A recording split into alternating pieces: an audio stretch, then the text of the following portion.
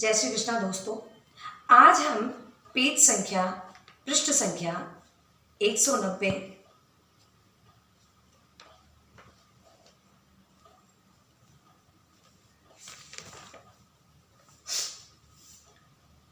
व्यापक ब्रह्म निरंजन निर्गुण विगत विनोद सो अज प्रेम भगति बस कौशल्या के गोद।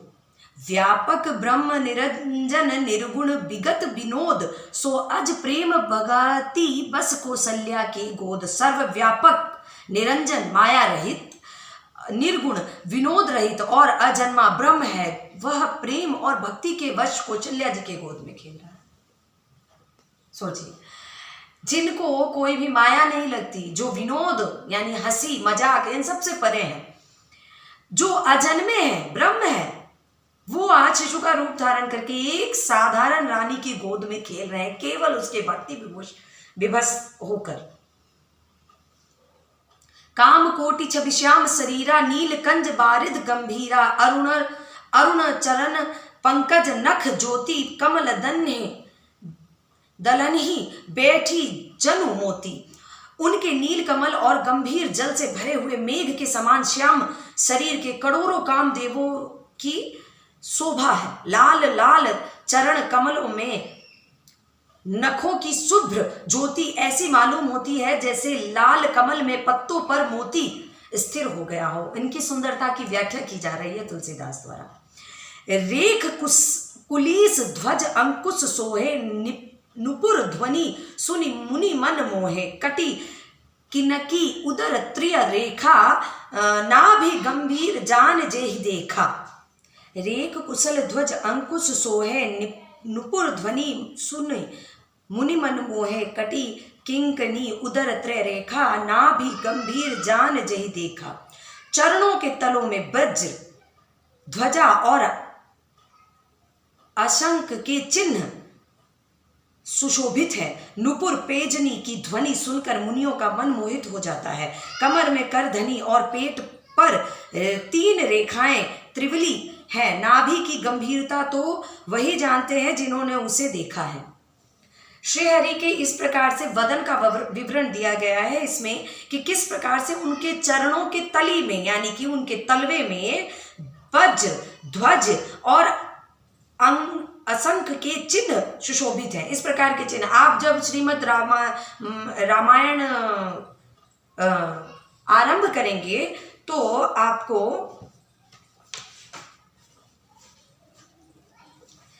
ये देखिए इस प्रकार के इनके चरणों का चित्रण मिलेगा। इस प्रकार के प्रभु श्री राम के चरण थे, ध्यान से देखिए। तो ये सभी इनके ये हमारे प्रभु श्री राम के चरण है ये वाला, और ये हमारी माता जानकी के चरण है। मेरा अंगूठा जहाँ पे है वो जानकी माता का चरण है और ये हमारे श्री प्रभु राम के चरण है। इस प्रकार से आपको मिलेगा। ये बहुत पुरानी रामायण है इसलिए इस तरह से, तो आप जैसे ही इसका संस्मरण करेंगे तो आपको ये मिलेगा।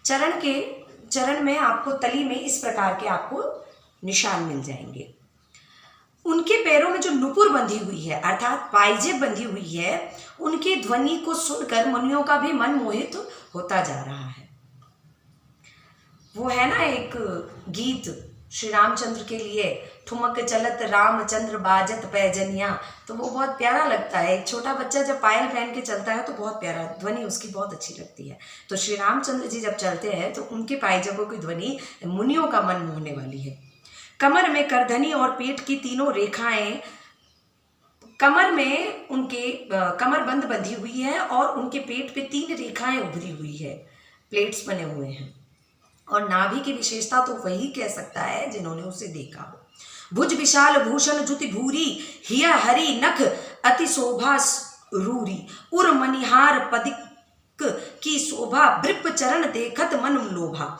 बहुत से आभूषणों से सुशोभित विशाल भुजाएं, हृदय पर बाघ के नख की बहुत सी निराली छटा, छाती पर रत्नों युक्त मणियों के हार की शोभा और ब्राह्मण भृगु के चरण चिन्ह को देखते ही मन लोभा जाता है।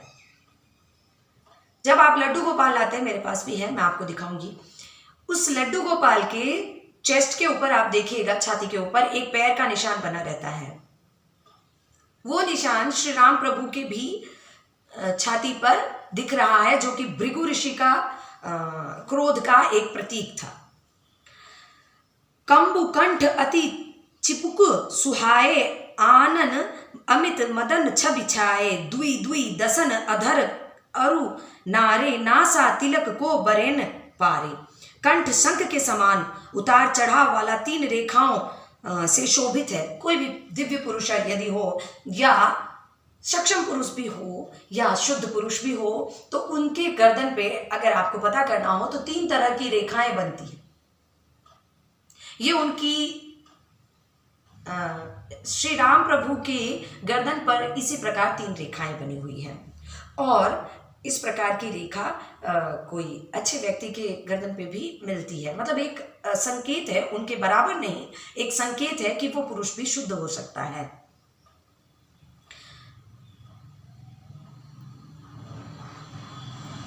मुख असंख्य कामदेवों की छटा छाई हुई है। मुख पर उनके कामदेव, जो हिंदू धर्म के अनुसार सबसे सुंदर देवता है, सुंदरता के ही प्रतीक है, काम के प्रतीक है वो। तो उनके जैसे तो लाखों उनके चेहरे के ऊपर न्योछावर है।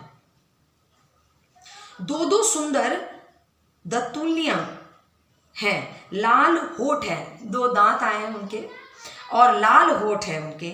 नासिका और तिलक के सौंदर्य का वर्णन कौन कर सकता है? उनके नासिका तक जो तिलक लगाई गई है उसका वर्णन कोई नहीं कर सकता। इतना अद्भुत बालक के रूप में आए थे प्रभु श्री राम।